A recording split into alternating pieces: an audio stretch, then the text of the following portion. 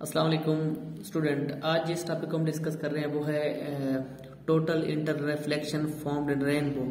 ये रेनबो है। ये रेनबो में कॉम्बिनेशन किसी 7 लाइट्स का है, red, orange, yellow, green, blue, Indigo और वायलेट। ये इन लाइट्स का जो है कॉम्बिनेशन है। अच्छा, हमें ये लाइट नजर क्यों आते हैं, रेनबो बनता क्यों है? ये रेनबो है बिलफर्ज। पर रेनबो बनता है presence of water droplet in the atmosphere. Water droplet कैसे रेनबो बनता है, कैसे बनता है, उनमें टोटल इंटरनल रिफ्लेक्शन का प्रोसीजर होता है। उसकी वजह से फिर मैं अब देखिए कोई चीज में नजर आ रहा है सामने, तो वो सिर्फ उसकी से कि वो लाइट पड़ रही है उसके ऊपर या उससे लाइट आ रही है, अदरवाइज में वो चीज नजर नहीं आती। ये देखिए हमें यहाँ पे एक बंदा खड़ा है लेकिन उसको रेड लाइट सिर्फ नजर आ रहा है। क्यों? क्योंकि आपको हमें कोई भी चीज हम जब देखते हैं तो हमें एक खास एंगल पे नजर आता है। हर चीज का एक खास वेवलेंथ होता है और एक खास एंगल पे उसी चीज को हम देख सकते हैं। अब ये देखिए water droplet in the red region, light पड़ती है, ये लाइट रिफ्लेक्ट होती है, ये एंगल बन रहा है। ठीक है, ये जो है नॉर्मल है, ये लाइट अब इसको ये, लेकिन कुछ लाइट जो है रिफ्लेक्ट बैक हो गई, कुछ लाइट रिफ्रैक्ट हो रही है। अब जो रिफ्लेक्ट हो रही है यहाँ पे हम इस लाइट को इग्नोर कर देते हैं, इसको खत्म करते हैं, इसको इग्नोर कर देते हैं। यहाँ हम सिर्फ उस लाइट की बात करेंगे जो रिफ्रैक्ट हो रही है। ठीक है ना।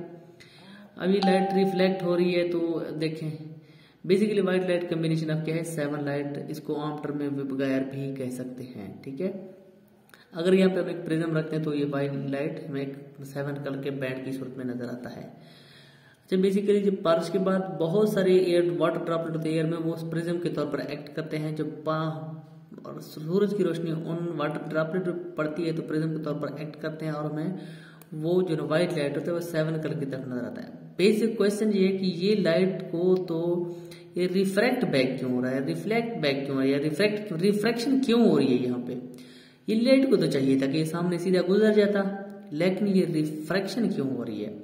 इसकी वजह सिर्फ और सिर्फ क्या है, इसकी वजह सिर्फ और सिर्फ टोटल इंटरनल रिफ्लेक्शन है। अब टोटल इंटरनल रिफ्लेक्शन क्या है, यहाँ पे होता क्या है? अब क्या कहता है, angle of incidence equal to angle of reflection है। अच्छा, जब डेंसर से रेयर की तरफ जाता है वो एंगल जो है ना जो reflective bend away from the normal. ठीक है, अब क्या क्रिटिकल एंगल क्या है, the refracted will be perpendicular to the normal. इसको हम क्रिटिकल जहाँ पे एंगल क्रिटिकल एंगल कहते हैं।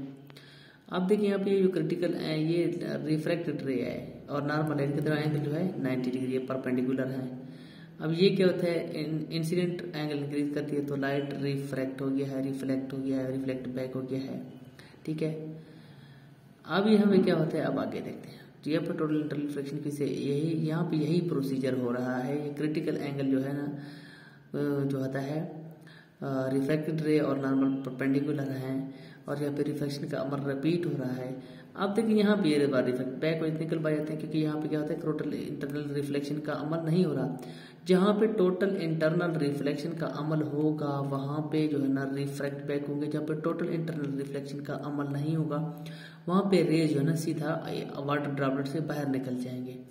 ठीक है, अब देखिए रेनबो है, यहाँ पे बंदा खड़े में सिर्फ रेड कलर नजर आ रहा है because of specific angle, because of specific wavelength of red colour.